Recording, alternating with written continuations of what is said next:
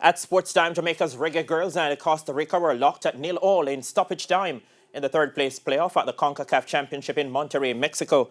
After missing the semi-final match, Captain Khadija Bunny Shaw returned to the starting lineup, which also included Jade Bailey, who received a FIFA clearance on Monday. The rest of the starting 11 was Rebecca Spencer, Satara Murray, Chantel Swaby, Drew Spence, Jody Brown, Denisha Blackwood, Alison Swaby, Trudy Carter, and Atlanta Primus. The winner of this contest will advance to next year's playoff for a place at the 2024 Olympic Games in Paris, France. And we'll have a comprehensive report on the game in Primetime Sports Wednesday. Meanwhile, the contracts for Reggae Girlz interim head coach Lorne Donaldson and the rest of his coaching staff, technical staff, will expire on Tuesday. Karen Madden tells us more.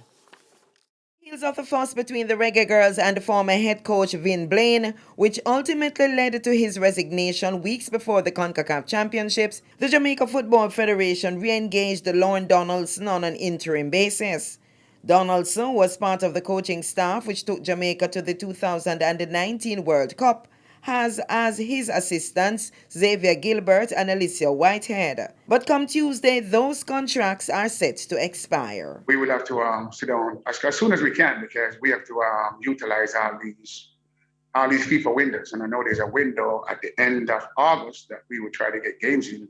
And the way we are with players that we need to bring in and look at. And so that's something that we need to get done as soon as possible. With just a year to go before the World Cup, Donaldson hinted that he's willing to stay on. It's just not me; it's the entire coaching staff. And if they're going to go in a different direction, then we need to know so we can actually, get on with our life. If they're going to do it, then we need to come to some quick, agreement and arrangement so we can get it done, so we can move the team along. So you're correct. So it needs to be done because the World Cup is not that far away. And in the past, we have utilized all these FIFA windows.